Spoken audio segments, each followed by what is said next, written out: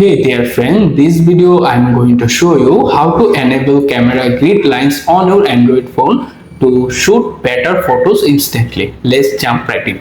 First of all, grab your phone, open camera application and make sure your phone is up to date to the latest version. After that, you can directly find the camera settings icon, tap to open it. However, if you don't find the camera settings icon, don't worry. Simply first tap on the 4 dots more button. After that, click on settings.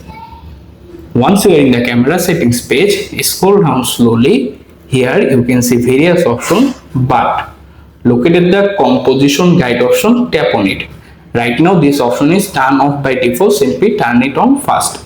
After it enable, you can see 3 different options: label only, grid lines only, grid lines and label only. Choose the option if you like. For example, I am choose the very first, grid lines and label only. Now you are done.